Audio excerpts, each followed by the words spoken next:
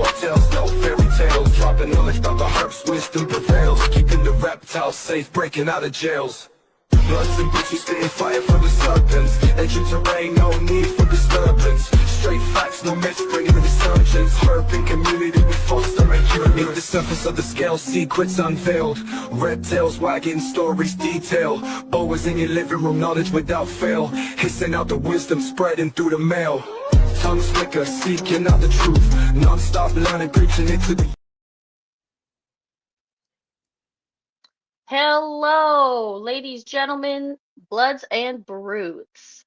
I'm Shorttail Sweetie, and I'm joined with Shira from Snake Therapy. Hello. Hello, hello. And then also, I thought it would be really great.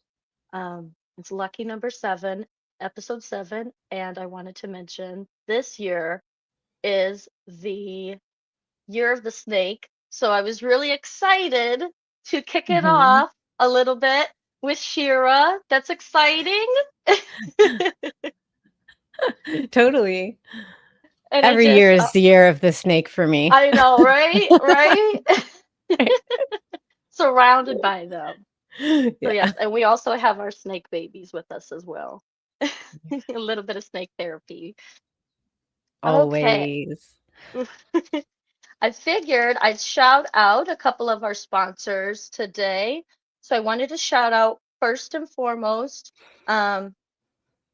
Chris from Untamed and Unhinged. Hi, Chris. And Elias from Creative Reptiles, who he did a really big shout out for me the other day. And I was so honored when he was like, Bloods and Brutes is my favorite podcast. So I was like, so shout out to those That's guys, awesome. as, as well as Cold Blooded Cafe. Now, I apologize. I was telling everybody use the promo code Untamed. Shira, I apologize. You It's all good. you want to use the promo code Untamed with the number 20 at the end of it. So you'll get 20% off. All right. And I wanted to start something different. With these next couple of episodes, just so we are more mindful and thoughtful about snakes. So I wanted to start with a quote today. And that quote, which I think could really kick us off really well, was something from, somebody unknown at the moment. And then it said, many cultures view serpents and snakes as ancient beings who possessed premortal or pre premortal knowledge. They represent fertility or a creative life force. As snakes shed their skin, they are symbols of rebirth, transformation, immortality, and healing. So Yep. I definitely like that thought and those representations, other than what most people associate them with. They're beautiful creatures. Absolutely. Absolutely. Yeah, they've been symbols of healing for thousands and thousands and thousands of years, Right. And you I know. like the thought that they're thought of as ancient beings, or like maybe past, reincarnated souls potentially Well, here there's to teach us something something. wise. There's something there's something wise about the regeneration, that changing of your shedding of your skin where you Yes. basically transform yourself Mm-hmm. and are reborn. And that's something that I think about all the time. I talk about it a lot.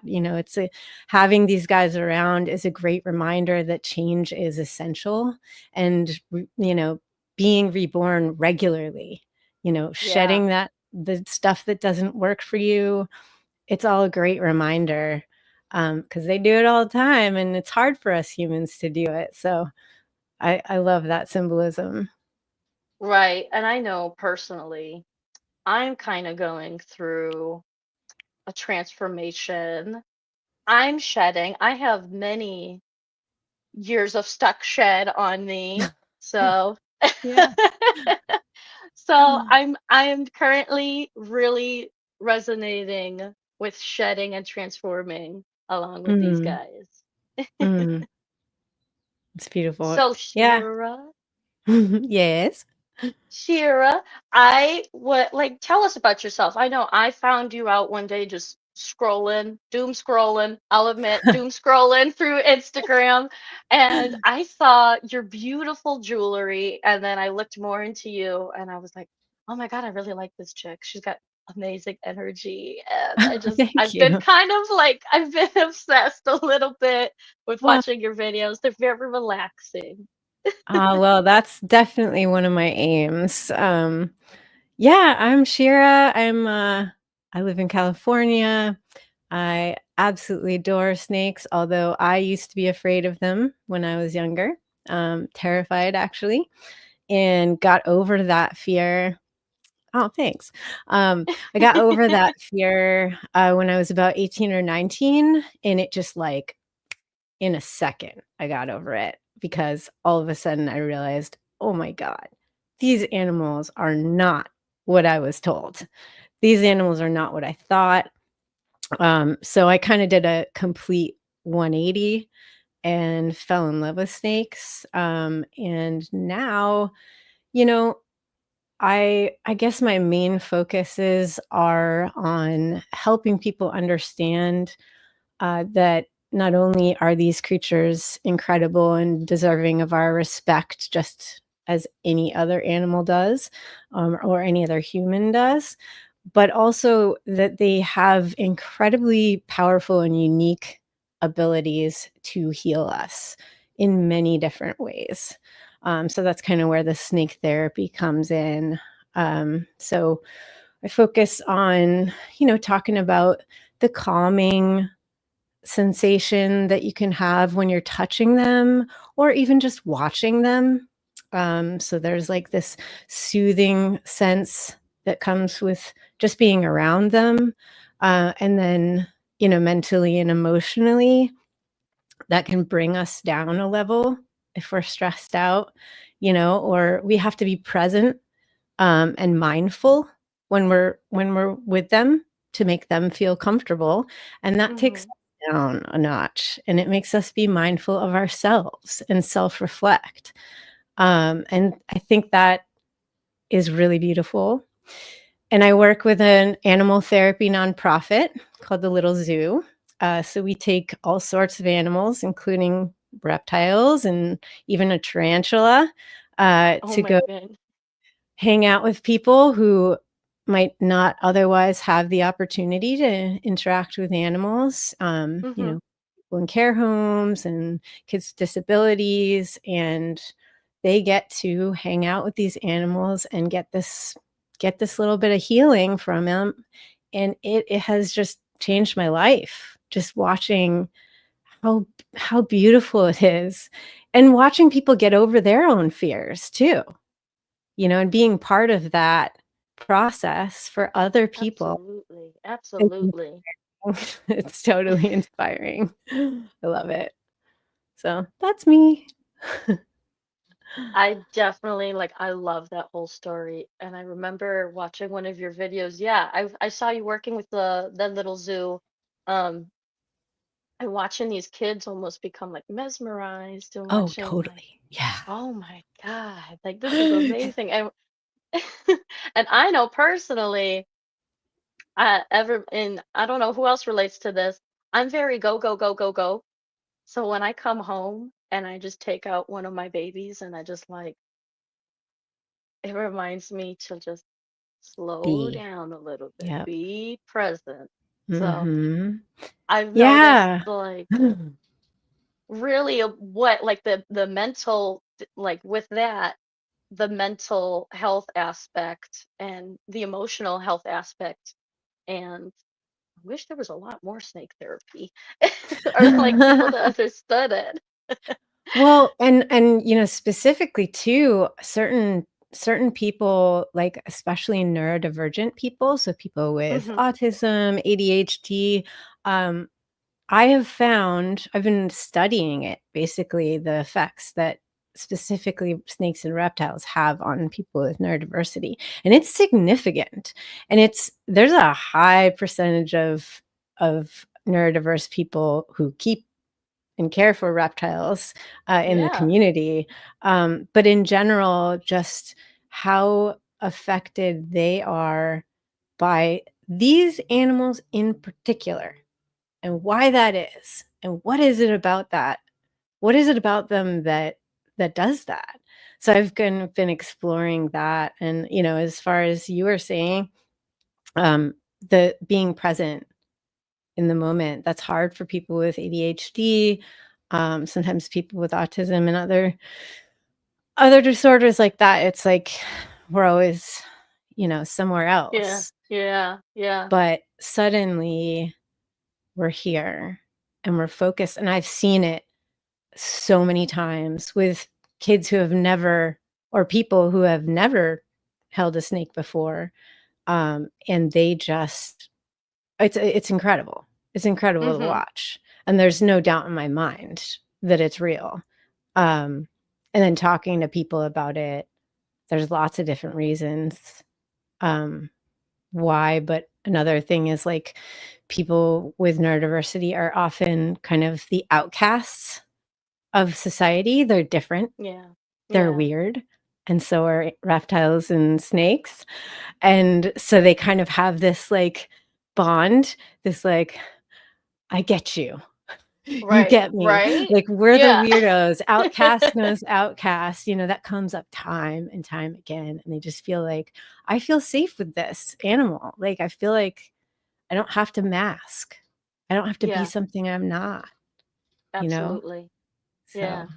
yeah. I say the benefit of being neurodivergent and being in this hobby is the attention to detail too.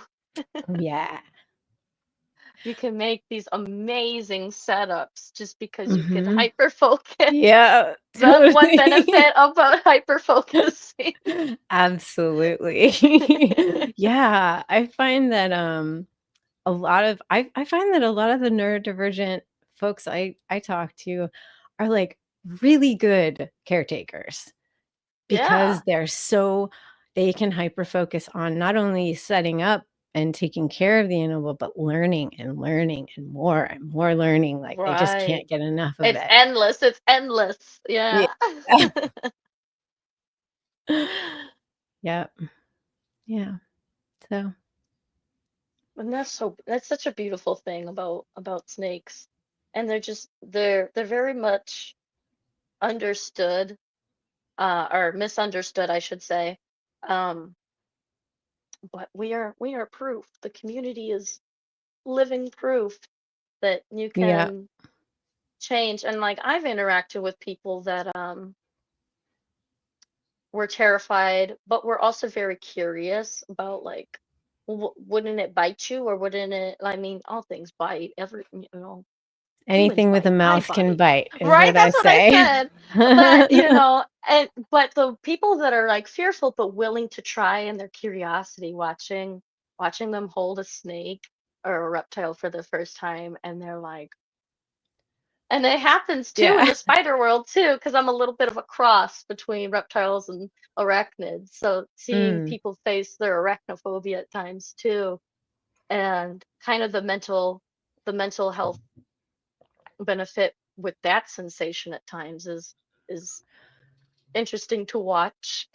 Oh, yeah. Well, getting over your fear of anything is an empowering experience, right? Right? I'm almost So that addicted. is a benefit in and of itself. Getting over your Right. fear is like, because these people, if you work with people who've never held a snake and they're afraid and then they do it and they're like feeling amazing afterwards, like, Right. I always try and reinforce that, being like, look at you. How That's exactly what awesome I do you do. feel right now? How good do you feel about yourself? Like, I that's usually snake give them a high therapy right five. there. Yeah, that's therapy. Like, they walk away being like, I am not afraid anymore. I'm Yeah. inspired. I feel good. I feel good about myself. Like, that's all part of it. Hello, Liz. Hello, Liz. Thanks, Jen. Uh, Thank you. Thank you, Say hi. ladies. This is Yes. Zenith. So you brought your Venus boy. Now, I Zenith, thought he yeah. was a doomerel. My bad. Because you keep Yeah, doomerals. I do keep a Doomerals. I have a Doomerals boa, but he's in shed today, which is the only reason I didn't bring him out because I know you like Right. Doomerals. But also endemic to Madagascar are Sanzinia volantini, which are one of the 2 species of Sanzinia endemic to Madagascar. So he's the Western Madagascar tree boa or Nosicomba ground boa. We were talking about this earlier. Yeah. Common names are so silly because he has a common name that's a ground boa and a common name that's a tree boa. A So tree boa. What are you? I Yeah. know. I like to say he's the Western Madagascar up and down boa Yeah. because Yeah. he's Yeah. he's He just both. goes I mean, wherever. he sleeps on the ground during the day, and then he's up in the trees at night. So, yeah, but he is such a sweetheart, like just wonderful temperament, always so chill, got the chunky little head. He does go through an ontogenic color change. So right now he's super crazy bright. And he was really red when I first got him when he was a baby. He'll keep darkening as time goes by. Meh. But he does have this really beautiful yellow and black contrast, which hopefully will stick around. Yeah. And I'm really excited to watch him grow. Yeah. Yeah. You got Beautiful snake. He wants to climb on the microphone.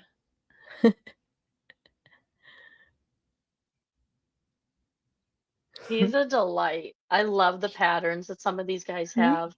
And I know a couple we were talking about earlier, like he started off red and now he's more transforming into a different color. And then Mhm. I know we also talked about like I know the short tails, some of them start off as a muddy brown, and then as adults they're this really bright, vibrant red. So it's Yeah. crazy how like It's weird. nature works like that, right? Yeah. Yeah. Evolution just decides, like, okay, when they're babies and they're more vulnerable in this particular environment, it's better for them to be bright or it's better for them to be dark. Dark, And then as yeah. they get older, so I think it depends on their ecology and what their predators are and what their situation Right. is. So for some reason, being brighter as babies, hey arachnid Ash, as babies, for some reason it's advantageous for these guys to be brighter, and then as adults it's more advantageous to be dark. But yeah, and Yeah. my Japanese rat, it's the opposite. She was like kind of dull and like blah, and then she's turning like greens and blues as she gets older. So Like a nice we were talking about it. We hope that she turns a nice teal because her parents are yeah. two blues. Yeah. Rat snakes are a really interesting species too. Some of them are like Yeah. the blue beauties, Oh god, they're amazing. Yeah. or there's green rat snakes, that vibrant Mhm. like familiar green that everybody thinks about sometimes with snakes.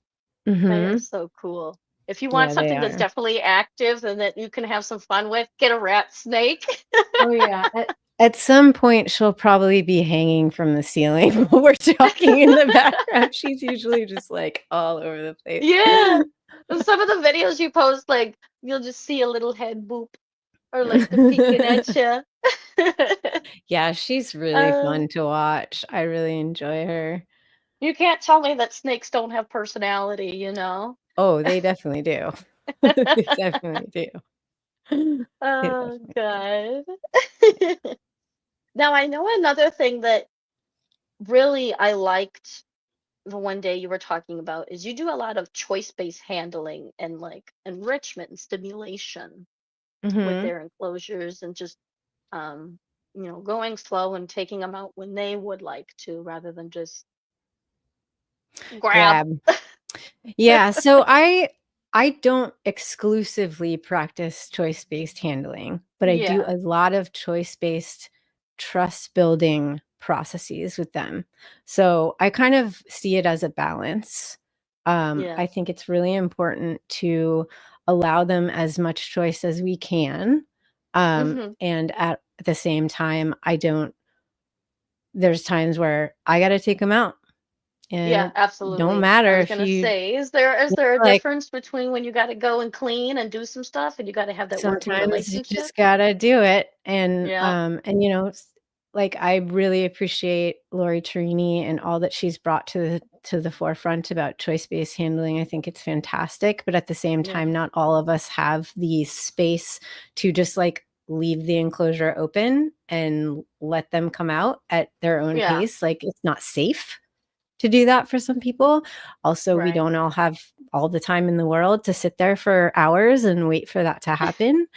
So we have Yeah. to be a little realistic about it, Mhm. but the more that you offer them opportunities to, like, interact with you of their own accord in some form or fashion, and the Mhm. more that you show them that you're not a threat, then when you do have to go in and you gonna pick them up, they're not going to have that same spike of stress as they would if you don't do that, right?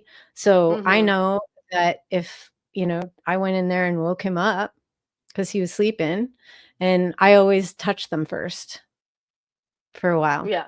I just Right. sit there and touch their bodies, and they know now that when I do that, I wake them up Somebody. gently. Yeah. I'm not just Yeah. going in and grab them while they're Oh, I sleeping, imagine somebody doing right? that to us. Exactly. It's like, why would you wanna do that? And, so I make sure that they know that I'm there and that they're not startled, and then I'll take them out. Or, at night when they're up they're up and about, as far as the Right. nocturnal ones, that's when I do a lot of just, like, presenting my hand and not necessarily pulling them out if they don't want to. Right. Right. And really seeing, like, I just kinda, like, go around the room and, like, open it up and see what they're feeling, because they have different moods, some Right. days he's Different gonna, personality, like, different moods. yeah, different moods, Even different days. even the friendliest snake, sometimes it's just like, "Hey, I need some alone time," you know?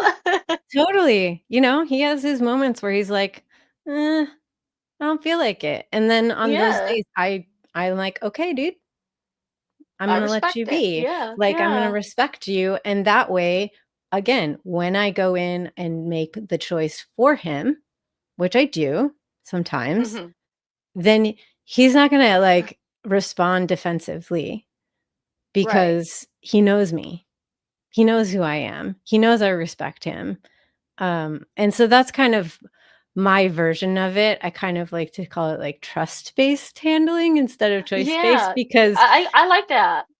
choice-based is Lori's thing, and it's, like, exclusively the animal's choice, and If I there's, can't like, say that I we gotta balance. It's a clean or balance. we have to get something out or we need to check you for, a health check or something, like, I gotta get in there, friend. We have to have at Gotta least get some in sort of there. working Yeah, working in, yeah. And I think it's an important thing to talk about too, because I've seen some people, they learn about choice-based handling and they feel horrible.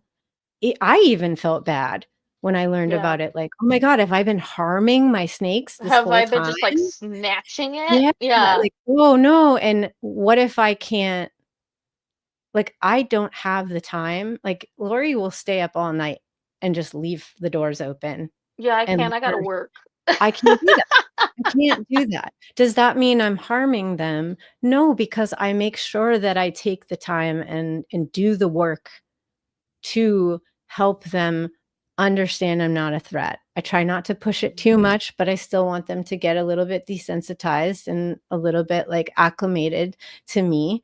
And that Mhm, way, we can balance out their stress levels, right? We always want to minimize stress, but mhm.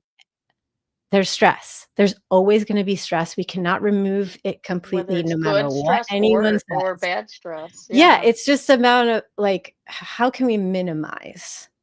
And that long-term stress is what we want to avoid.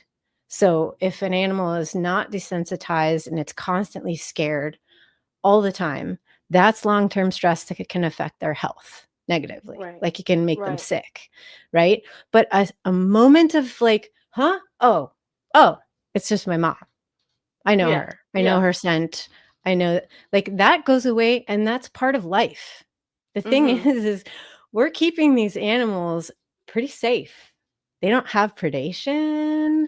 They don't have a lot of the stressors that they would in Mm-hmm. the wild. So part of Right. me is just kind of like, look, we're working together here. Like it's a balance, you know? Like I give you a life of free of predation. You got a nice place to live. And Rent free. Right. Food, all that stuff, and every once in a while, you're gonna come out and hang out with me. Maybe you hadn't chosen it, but it's okay because does he seem stressed to you? Absolutely not. He's just Nope. floppy noodle. Nope. Nope. And then if he gets stressed, we put him back and let him Right. let him be. But he's showing me that he's not. Right. And And usually so you can obviously tell when an animal is stressed for sure. yeah, and if I go in there and they respond negatively, then I'm not going to push that, you know? Right. Again, Right. it's a matter of working with them, getting to know them. And then that kind of ties into what we provide for them. And the more that we provide for them in their space, in their safe space, Mm-hmm. the more they're going to be interested and willing I'm curious. to Yes. hang out with Yes. us. If we're giving them crap for a home, then they're gonna be like, "Ah!" I'm just You gonna come be in in, my little I'm house s or yeah, ball. like, the only thing they have is, a single hide and, like, they got nothing, like, then, Right. yeah, they're gonna be on alert, I think and they're not what gonna feel safe. what happens sometimes, there's this thing where people are like, a hiding snake is a happy snake. And sometimes to me, I'm like, I don't know if that's 100% all the time though. You know, He's I feel out like, especially climbing, and colubrids. I mean, every night, this guy is all draped up in his branches, like, since I made him this fantastic new space. He got his upgrade recently, and I made this, like, really elaborate climbing thing for him, and every night, he is just all over that thing, and it's like, that is a very relaxed, happy snake right there. Yeah, yeah. That you made him his playground, Yeah, essentially. yeah, So, and yeah. I've seen some of the enclosure builds that you do, and oh my God, you got to have patience. Oh my They god. are awesome, but It's I am not a exhausting. patient person. I'm like, come Well, on, let's get this done. Let's get this done today. it takes forever, but it's also my art. So I kind of And it very much building enclosure is an art form. yeah, It gives you yeah. that hyper fixation. Mhm. Yeah, so I'm an impatient person too. I want it to be done, but I also want it to be done really well.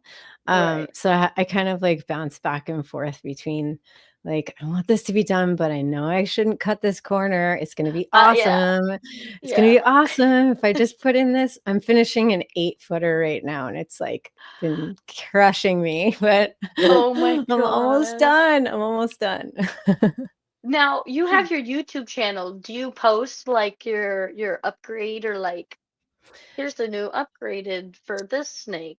'Cause So we would I do. probably love to see the Yeah, I've progress. done, tutorials and, like, step by steps for several of the upgrades. His was, like, so complex and it was hard, and I had a couple oopses that I was like, "You know what? I'm not doing a step by step video on this. I'm just gonna do it." Um, But yeah, I do show people like the process of how I did it, and that's also to inspire. Yeah, That's part of what the channel is all about, is like inspiring right. people to do more for and And the like have fun. creativity. Yeah. Yeah. So it's like, hey, I'm not like maybe you can't do all of the things that I'm doing. Maybe you could just do like one or two of the things that I'm doing and get some ideas and go do something different. Yeah, absolutely. Yeah. So yeah, I do post some of those on my channel. Yeah. Highlights. And hello, Arc Adventures Ministries. How's everybody doing today? Yeah, I was gonna say, like, I know at times the economy kind of sucks right now, but I every Yeah. once in a while when I'm cleaning the enclosures, I'll take everything out, of course, wash everything, and then I'll try and for like enrichment or stimulation, I'll like rearrange a different setup or for them to like check this out, like, oh, Yeah. that's set up differently, almost like their Mhm. environment's moving and they're not stuck in one box, you know? Yeah. Yeah, you don't wanna change everything regularly, but, like, moving stuff around or adding one new thing here or one new thing there every once in a while and see what they do with it, um, is really good for their cognitive development too and their Mm-hmm. sensory development. And they're like, "What is this thing? Oh, it's a novel stimuli." And Yeah. that, like, gets their brains going. I love this comment, by the way, from Arachnid Cat. Like, I Yeah, do wanna you talk see that? about this. Says, there was a snake that used to help with seizures on this child I used to bring to medical programs. I think it was a ball python, but can all types of snakes help control seizures? Alright, so that is a That's a great scientific question. question that I don't know if there's data on it, but I have heard of other reptiles, in other situations in which the reptiles were alerting to the fact that their caretaker was having a seizure, and they would alert his partner. So if he had a seizure, they would all get really, like, restless, and then Okay. he could, calm down when he held them.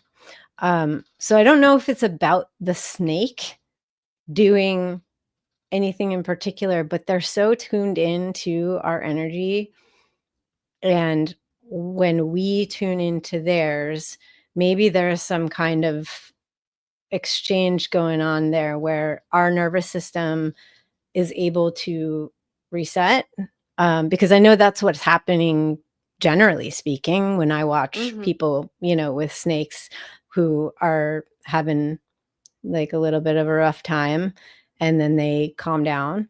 So I don't, I'd love more research into this. I think that it's such a worthy thing to investigate. Right.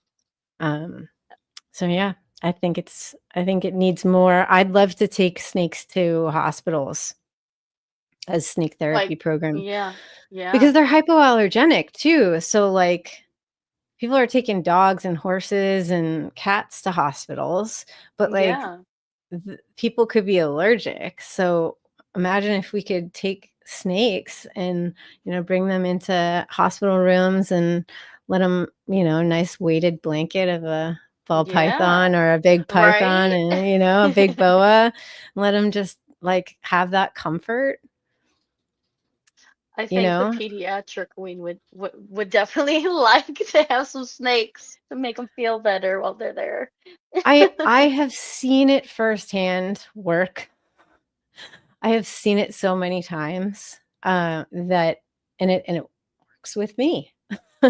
So, it's like, how do I make this happen? How do we get and I think the first step is educating people more, educating the general public and helping them Mm-hmm. to understand that snakes are not gross, snakes are not scary, snakes are not out to get us, and then Right. look at what they can do to benefit people and then we get some data because it always has to be it has to be published.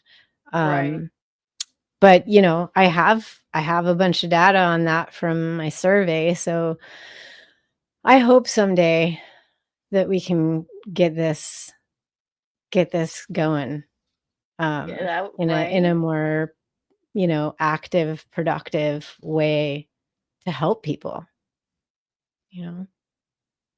I know I usually, for me, for my little episodes, because I'll be honest, guys, I hate public speaking. It's a struggle, even doing this podcast sometimes, because I'm It's always like, oh hard. my God, I'm so excited. I'm going to trip over my words. I'm going to do all this. So, yes, I usually bring a snake that's like related to what we're talking about. But also, I usually bring a snake, or like the one episode I did with Jen and Arachnid Cat. I had my spider. It's a lot of it has to do with my anxiety, and like it almost stims. It's stimming. I'm It's a stimming. stimming, yeah. Yeah, yeah. Yeah. Totally. That has come up on the survey too. A lot of people have talked about it's a stimming outlet. Yes. Um, because people with neurodivergence sometimes need something physical to Something to do or a do. And I noticed repetition or that's what I do. something. I'll do that when I'm driving. I'll do that Mhm. like I like do this during the podcast. She don't Yeah, mind it. it's She don't seem to soothing. care. Yeah, it's totally soothing for anxiety. Um, Yeah. and I've watched, there was this little girl having a total meltdown. She had sensory processing disorder, so she could not regulate her emotions. She Yeah. like It's it, almost it like was too just much. like Everything was just too everything is too much. much, and any little thing would just be a blowout for like could be the whole day. She'd just Yeah. be crying and screaming. I showed her a snake through a phone screen and she stopped. She started smiling. Wow. She started like getting interested. She totally calmed down.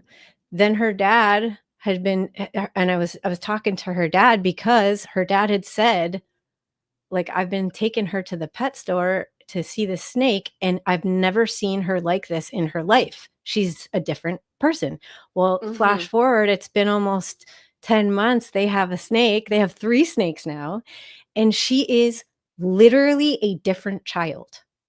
I'm not Yes. kidding you. She is a different human being. Her family, her neighbors, everybody's like, What has gone on?" It's the snake. She is learning how to regulate herself Mm-hmm. because of this animal. It's incredible.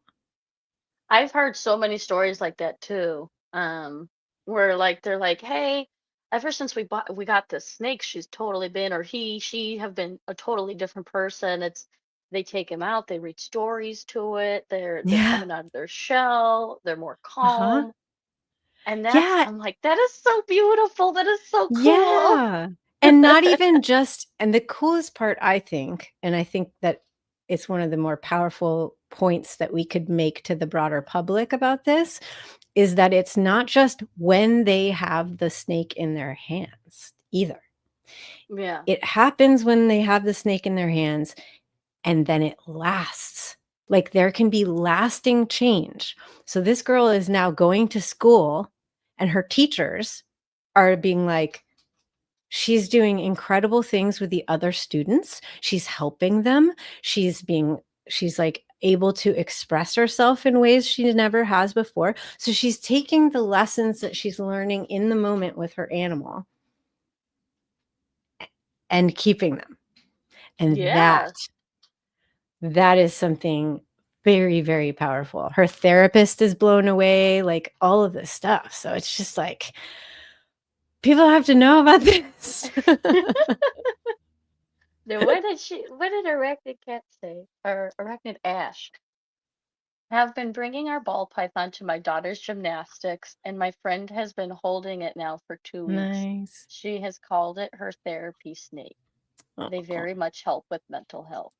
And see, yep. that's what I love about animals too. I mean, and I'm not against if you need a, medication or anything like that. That's your choice. Go for it.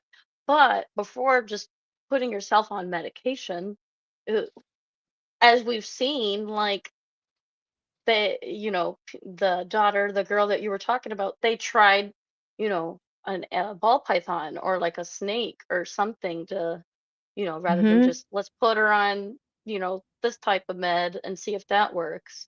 It's like the Yeah. nature, the groundingness. Yeah, I mean, they said that nothing else was working, and this is the only thing it's changed everybody's life in their family.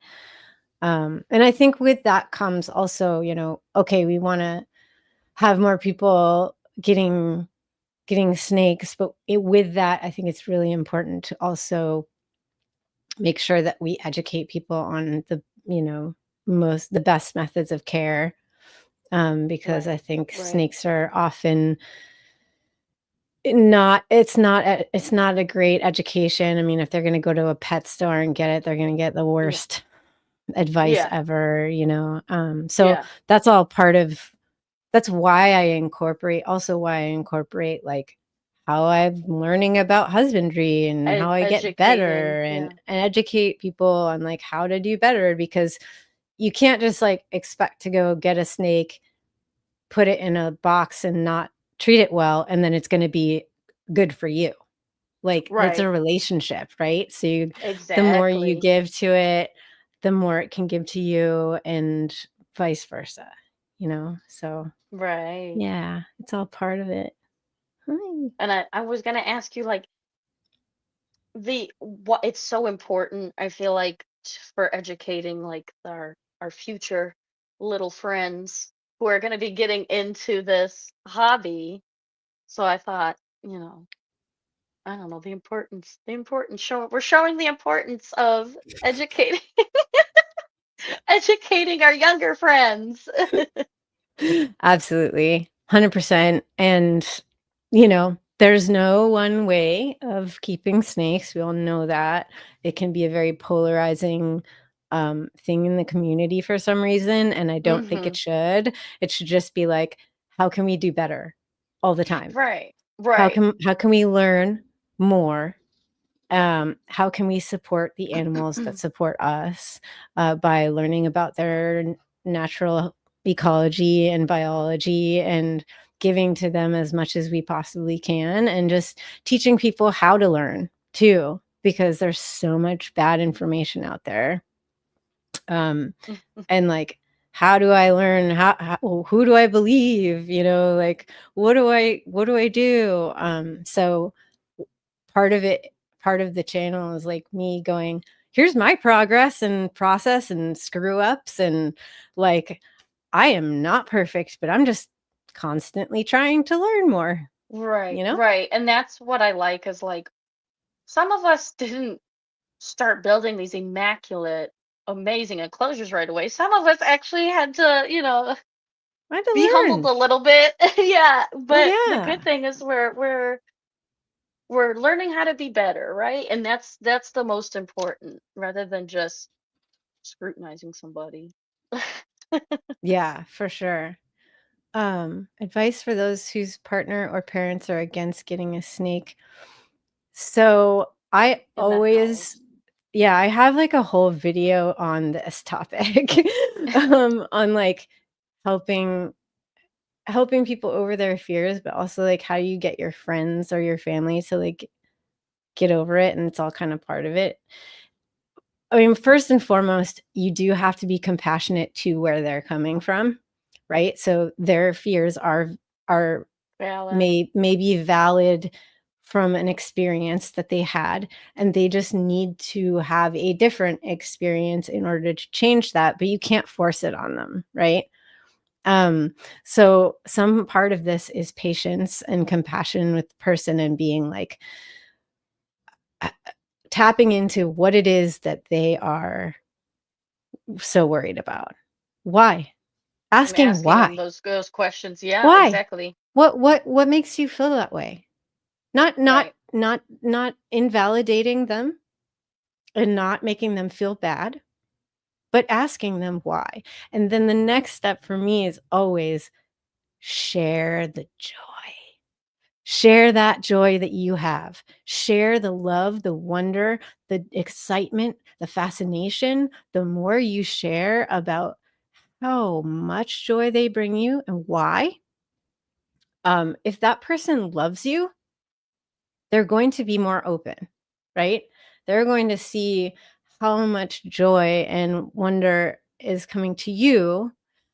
And if they respect you, they're going to open a little bit. And when you can crack that door open a little bit, you just keep cracking it. And sometimes it takes longer and sometimes Yeah. it goes faster. And I've seen it at all different speeds. I've seen people turn Right. around in a moment, and I've seen people who, is still like, It took a minute until they moved or out. yeah, or they're like, okay, now I'm not terrified, but I still am not comfortable. You just got to keep working on them and be sensitive to them as well, So it may take time, but share that joy. Share how excited you are. That, and I really like the fact that it's more of like a why and validating discussion rather than just an argument, Oh, you won't let me Yeah. have a snake? Screw you, Dad, or something like that. Rather asking and being like, well, why do you fear it? What is so Mhm. fearful? Would Yeah. you want to try going to a pet store with me and maybe just looking at one with me? Or, Mhm. because this is what brings me joy type of Mhm. conversations. Mhm. Yeah, or like sharing things you've learned about them. "Hey, I Yeah, just learned this crazy thing. I know you don't like snakes, but this is pretty fascinating. You gotta hear about this." Or show them right. a picture of something that you found and be like, "Did you know? How cool is this?" And get Right? because like, Show that's your what I do. passion, show your Yeah, I appreciation. mean, that's what I do when there are people at the little zoo that are they'll come and they'll be like, No, I'm Yeah. not getting anywhere near that." And I don't focus on their fear. I just go, "Oh my gosh, you cannot believe how iridescent she is in the light. Let me just get just a little bit closer. You got to see this." Or Right. like, he has a little heart marking. Have you seen this? And just get them a Or little he's bit got a smiley curious. face. Look at this Yeah, yeah, kite. yeah. It's got a Exactly. smiley face. And they'll go like, "Oh, well, that's a heart. That is a heart. That is Right? kinda cute." Or like, my MBK, her belly in the sun is like Yes. a rainbow Oh, magic, like, it gets anybody. Like, so yes. I always just go like, "Just come in the sunlight with me just for a second. I just wanna show you something." And, like, turn her to their belly, and everybody's like, "Whoa."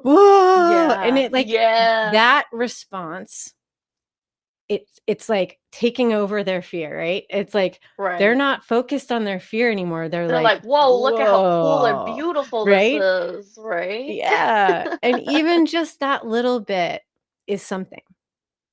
So taking that and going, "Okay, if that's all that you're ready for right now, that's okay." But they're not gonna forget it.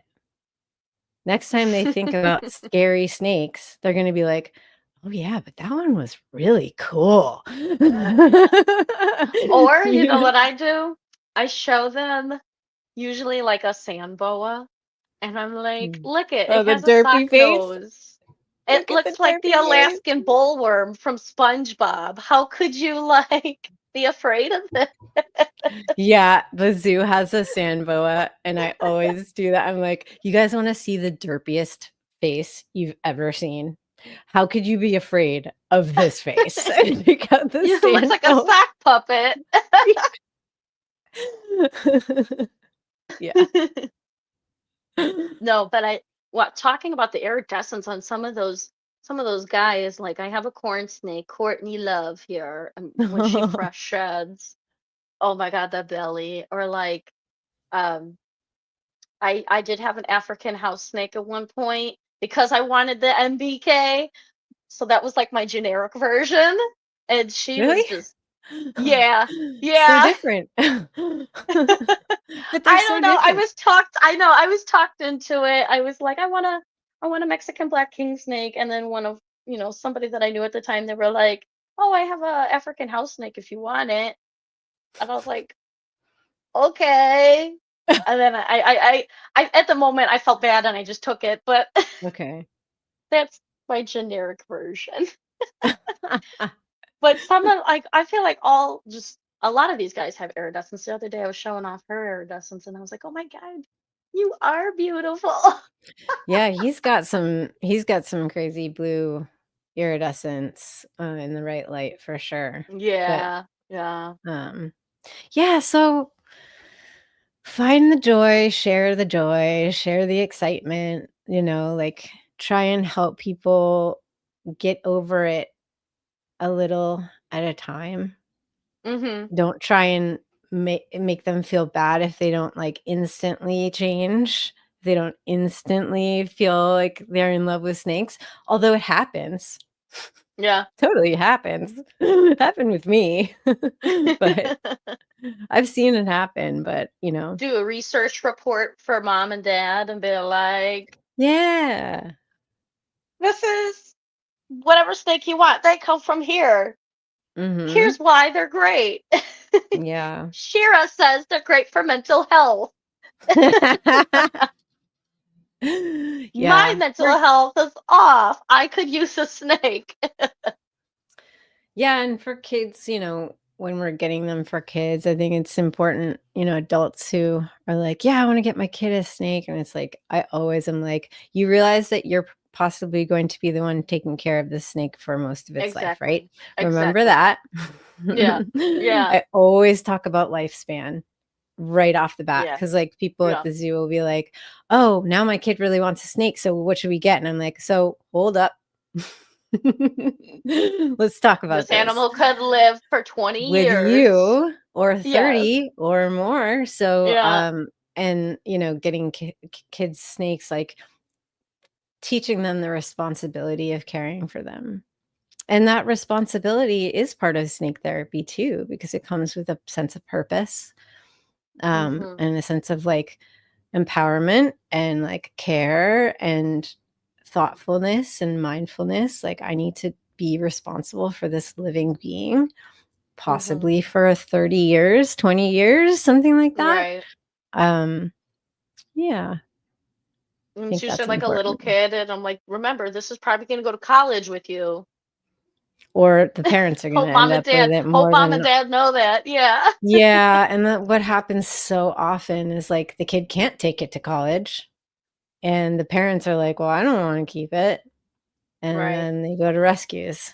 Or it's a short-lived phase, and that's why I always tell people, well, make sure this is for you because, this animal lives for as long as they live. This isn't just like Yeah. a goldfish, you know? Mm-mm. Yeah. Yeah.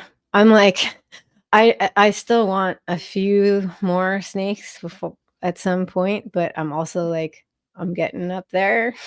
Right? I And know. I'm starting to be like, shoot, if I don't get them soon, like I might not. I mean, I'm definitely having to write them in my will Yeah. and figure out Yeah. who's gonna take them after I'm gone. But like, I don't want to be, 50 something and starting to get lots of new snakes, baby snakes. Right. Right. I want to make sure that I'm responsible about that just as much as anybody else. Um, so I've I definitely just had thought that in my about mind. that. I just thought about that yesterday. I was like, because most of my guys are young, and I'm like, oh my God, I'm gonna be like 60 or 70 when my guys are like old. I really am gonna be Mama Odie down by the bayou with all these snakes. Oh, totally. I was like, The I old am gonna be crazy the old lady with the crazy snake snake shed. lady. Crazy snake I'm lady. Yeah. not the crazy cat lady. Not yet, but No. I am the crazy snake lady with the snake sheds. Yeah. Yeah. And Yeah. I know, like I keep my snake sheds around Mm. because, they're fun to look at. And then the one day I saw again your snake bracelets, or like I've seen people do like acrylic nails with them. Yeah. There's so many art projects you can do with your snake sheds. Yeah, yeah. I was a metal worker for decades, as for art and as a fabricator as well.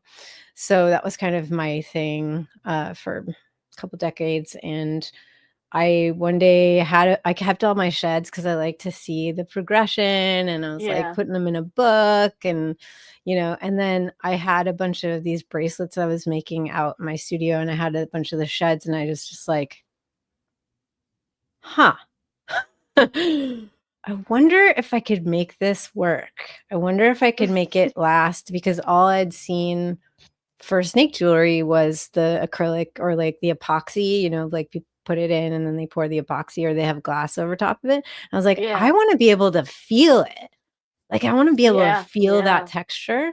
So I figured out some ways of preserving the shed, attaching it to the metal, and preserving the shed where it's still durable. It will not degrade, but you can still feel the texture, and you can see all the texture, and you can. So I really I got into that for a while, and I was like, why am I making them just of my sheds?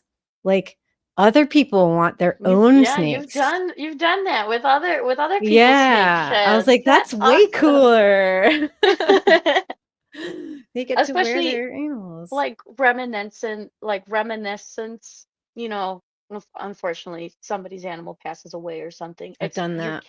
you're carrying them around with you, and Mhm. that's awesome. That's a freaking great memory to just carry with you all the time. Yeah, I made a pendant for somebody from a shed that it was from a snake Yeah. that had passed away, and I was like, "This is really special." Right. And I know that's probably like one of the memorable and really, I mean, you take care of all of the art projects that you make for yourself or somebody, but those are more like, I really enjoyed doing this one for somebody because it's giving back to somebody. Yeah, 100%. It made the process of making it so much more interesting to me, for sure. Right. What's my take on the first? Oh, you're gonna get me started on this. What am I gonna get you started on? No, the comment, the comment. Oh yeah, yeah, What's yeah. the first snake? Shira, what's Um, your take on the first pet snake should be? Oh, so there's so many I different have an opinions on this. issue. I have an issue with the idea of beginner snakes as a concept. And that is Yeah. because we are putting it on the animal instead of the person. Right. So for me, I like to talk about what it is that you are looking for in that relationship with that animal. Out of that, what are you looking for? What am I holding? I'm holding a Sanzinia volantini, Western Madagascar tree boa. Mhm. So yeah, so it's like, oh, we want to think about, okay, are you wanting to look at this snake during the daytime, and you want an active diurnal crepuscular snake? Do you live someplace cold that needs, you're gonna have to worry about their heating and stuff? Do you live someplace really hot that you know Mhm. all of these things come into it, and it's really also about, what do you want? What are you going to be passionate about? Because if people are going out getting snakes because those are the ones that people are supposed to get as a beginner, but they don't really want them, Right. guess what happens? They neglect them.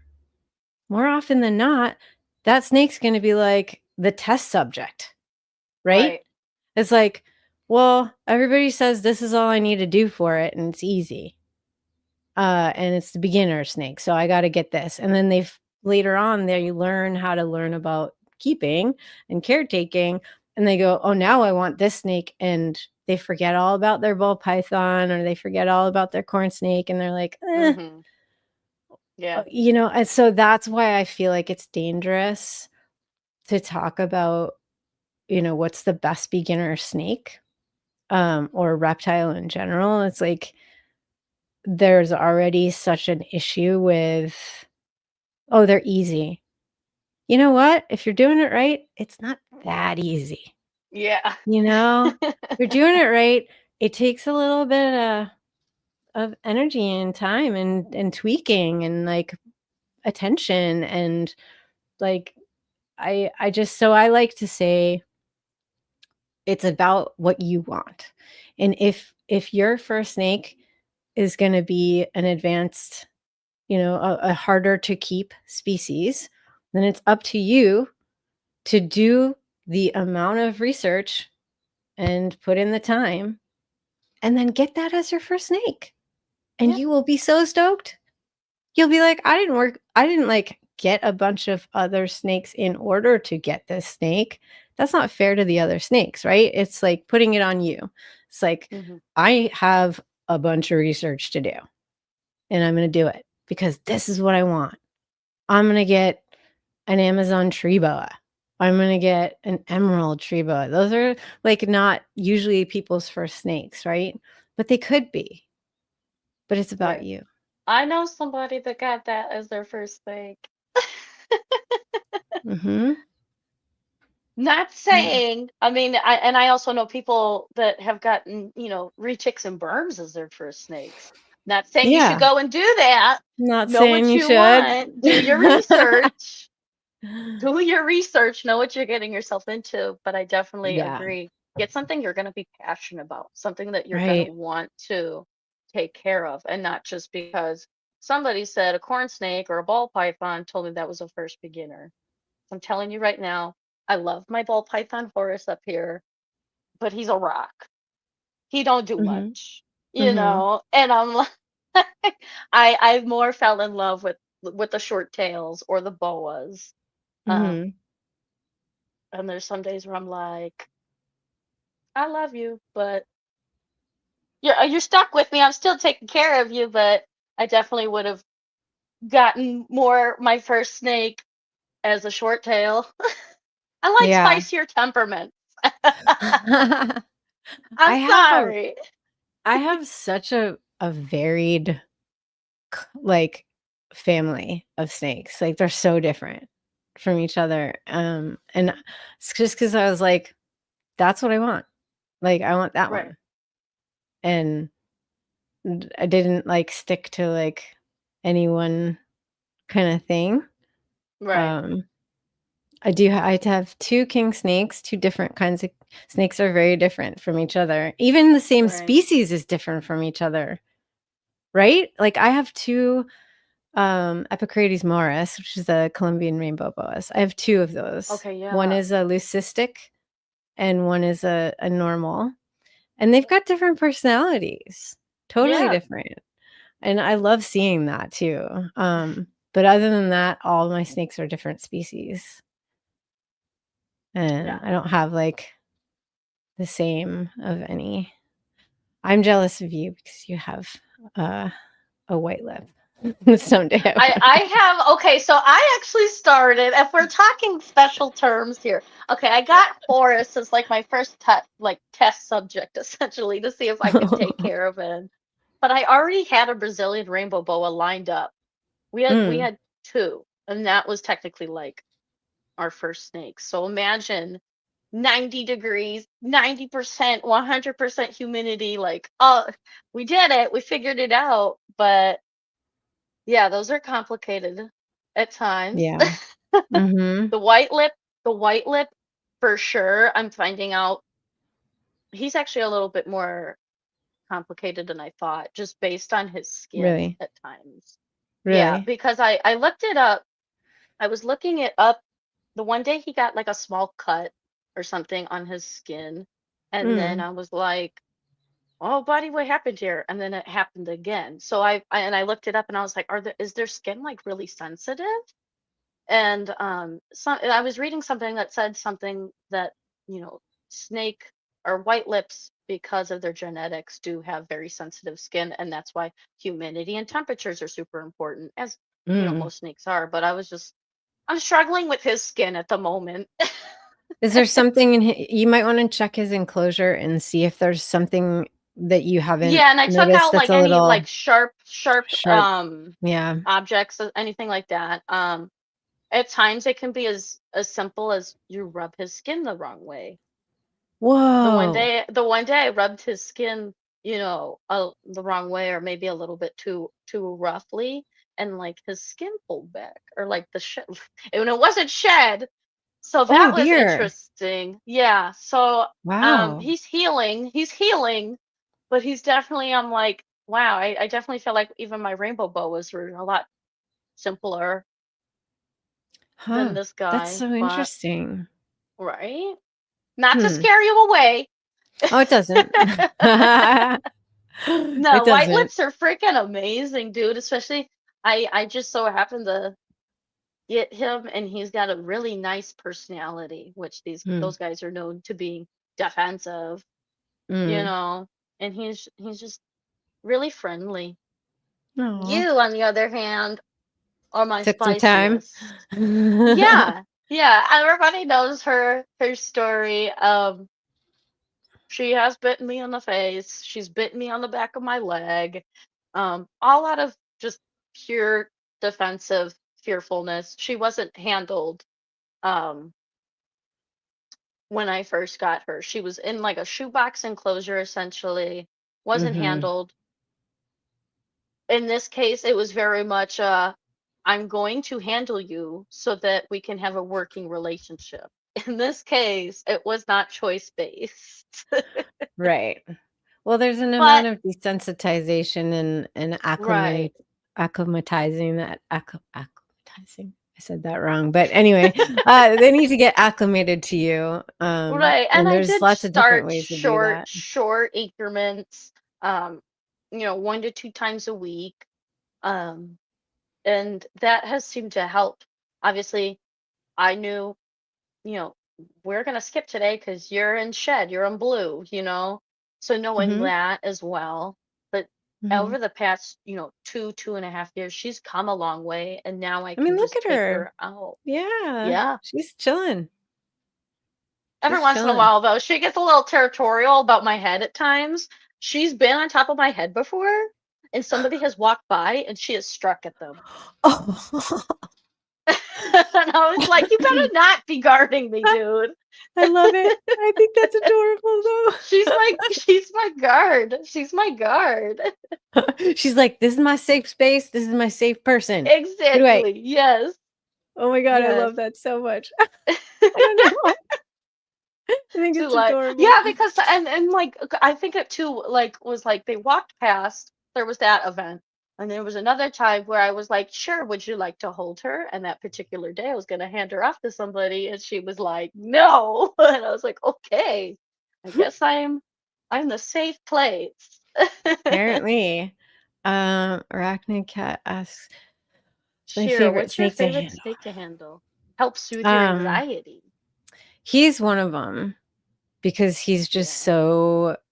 he's so slow moving, and his right now his he's so, like, easy to handle, but I'd say, my Dumerals is definitely one that is like, if I just need to be calm down, and just be, he's definitely the one because he's so calm and he's a heavy-bodied snake and Yeah. he'll just, like, be your blanket, your, like, weighted blanket and just like, "Okay.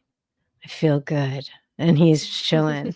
Um, and talk about slow moving. I mean, he can go when he wants to go, like, he can get a little hair up his butt and be like, "I'm going over there," but most of the time, he's just chill, and he also the reason we have a really special relationship, and out of all my snakes, he loves to snuggle my face. Specifically when I'm talking, he'll smush Yeah. and just Go he across your face. loves and there's no reason that I can come up with that a snake would wanna do that. Like, not all my snakes do that. You know, he does occasionally, but like this snake always, always, always, he No always personal hugs my boundaries. face. Yeah, Santini alert. Yeah, no, but I love it. I love it. He snuggles my face and it just feels so comforting, you know? Yeah. So I'm Yeah. just like, oh, and you know, we don't know what they're feeling. We don't know really what they think or feel, but you know, it's the closest thing that I can find to like a behavior that seems like affection in a Yeah. snake, you Yeah. know, is with him because he does it all the time. And he just loves to snuggle my face. So that one is one of my favorites for soothing anxiety. And I take him on a lot of little zoo events to our therapy events because he's so just calm. Yeah. Yeah. I think a lot of it too is like you said, like the weighted blanket effect. I feel that way, especially with the bigger snakes, um, like the Suriname boas or like the retics when they're on me and they're like, Mm-hmm. I don't want to say constricting me out, but it's No, like a no, pressure. that's It's a yeah, pressure point, like crack on absolutely. my back, There is a realigning my comfort spine. there. There is a comfort there. Yeah. So I actually that makes me think about this one woman that I interviewed. I believe she was autistic. And she talked about how she has a retic and it the pressure for Hmm. her was like one of the most important things that comforted her Yeah. because she does not like to be touched by humans. She does not like to be hugged by humans. She does not like the feel of human skin. I'm sure it But a wasn't me you were snake interviewing. No. But she was like, "I love the pressure." So she was wearing a corset at the time that I was talking to her Yeah. because it made her feel safe and it made her feel Yeah. comforted. And she's like, "So the snake, like it's not a human hugging me and touching me, but they have this different skin and then that constriction, it makes me feel comforted." So this is a thing. Like Yeah. it's a real thing. It's not just you. It's Good. like, I'm not the only weirdo that likes to be constricted. oh, no, no, no. They have a very unique, way, and that weighted blanket thing comes up a lot in, like, when we're in Yeah. nursing homes with a snake and we put the ball python over their shoulder. It is the Best best massage you massage. can get. Yeah. Yeah. Yeah. I think that's what really changed things for me when I first got my first snake, which was just a common boa BCI, Hmm. and I was, 19 or something, and I had some rough times. And I would get him out and he would go around my shoulders and it was like almost he didn't do much. I just could tell he was like, "Shira, sit the F down. You Yeah. are Yeah. not doing okay. Sit down or lie down." And it was like I could feel him telling me that, and then he would just massage me and lie on me, and I would feel so much better. And I Yeah. was just like, even back I know exactly then, what you're talking about. No, I know exactly what you're talking about. I was like, I didn't really I wasn't formulating it into snake therapy back then. I mean, this is a very, very long time ago, but, Right. I knew it. I understood that he was giving me some healing in that Yeah. way. I called him my little guru. Like, he was like He's your my, little like, ancient being, as we Reiki were talking master. about. Yeah. He's Yeah. your little ancient being. The snake spirit was speaking to you, you know? Yeah. You. Hello.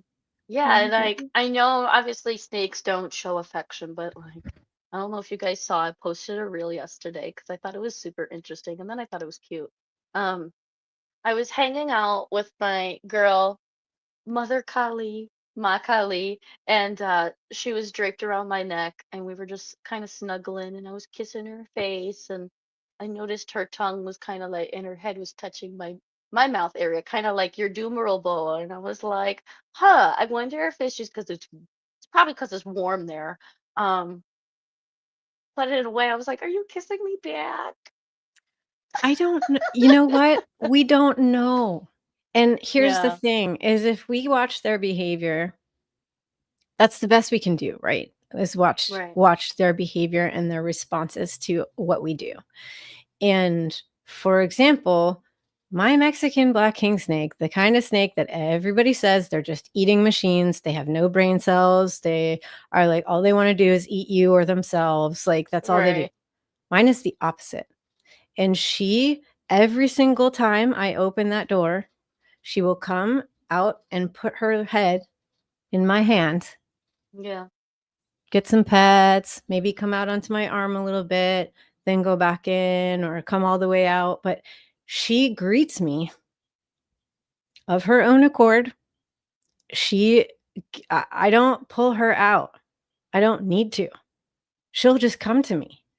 Now, what is that? We don't know. We don't have a word for it because we don't know fully. We cannot, but I think it's the closest thing that we can come to mhm, understanding, like, they are not as simple as we think, and they may be able to right, show their own version of what we associate with as of affection or, liking you or whatever. That's not to say right, they all do, and we don't understand it fully, but, like, I feel like we need to give it a little bit more, like, be a little bit more open-minded about it and not right, be like, they don't have these things. It's like, well, right, they do. They actually have the chemicals in their brain that are the same that produce the same as ours. Like, they produce the same chemicals, and they can feel.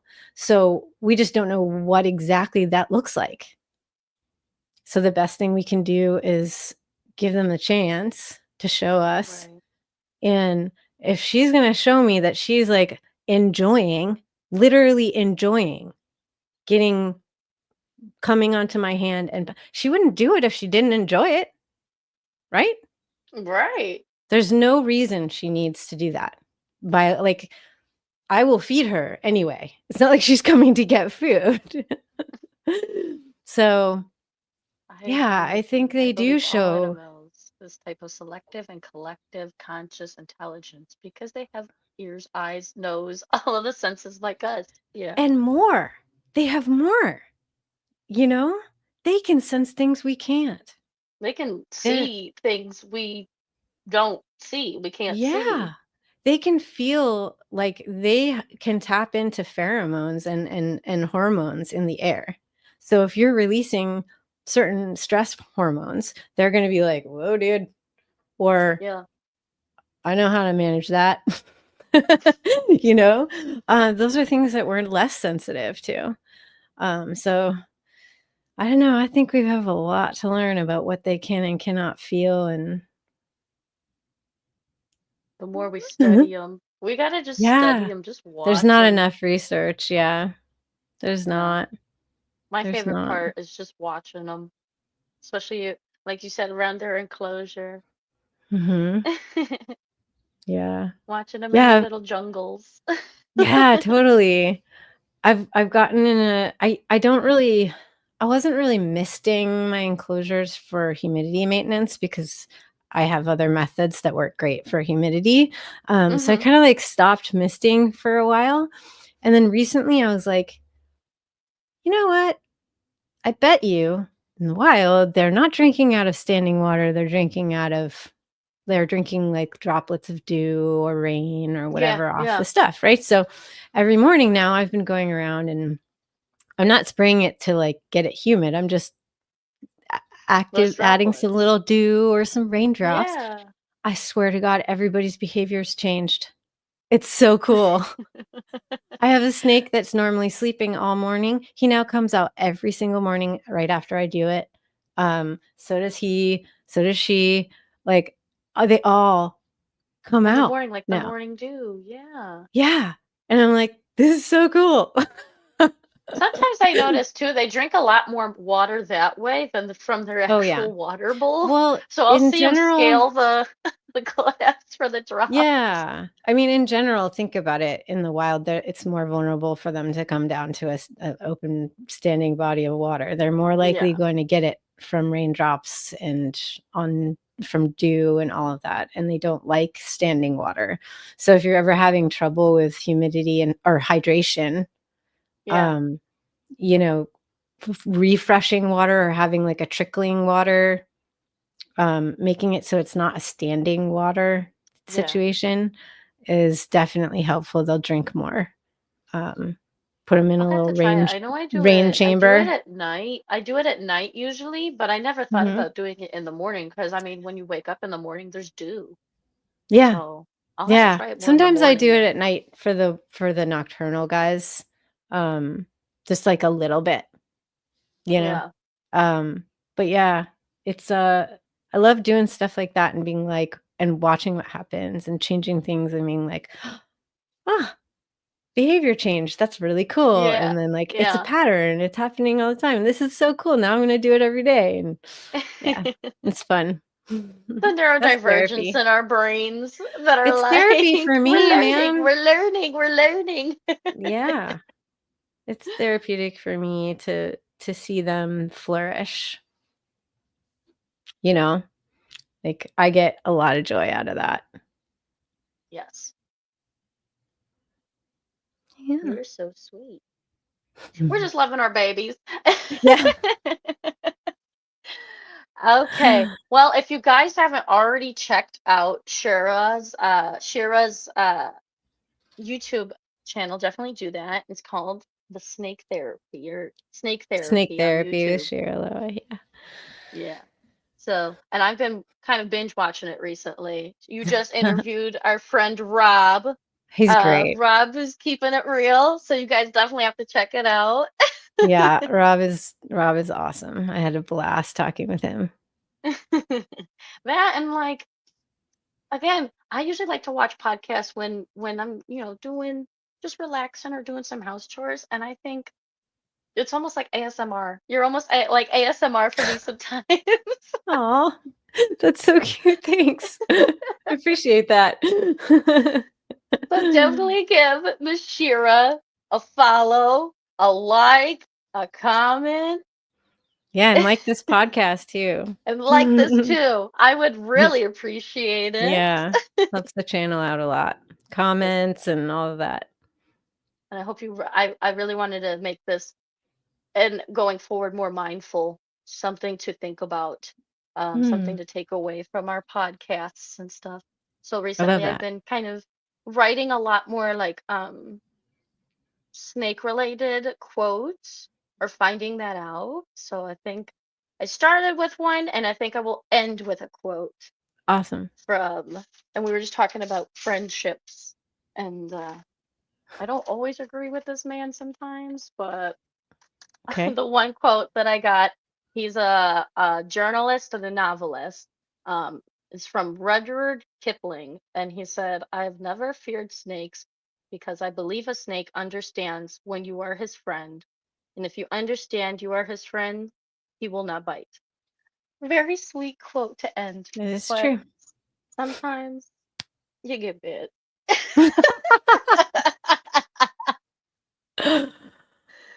I hope you guys enjoyed this episode, Yeah. and I will catch you on the next one.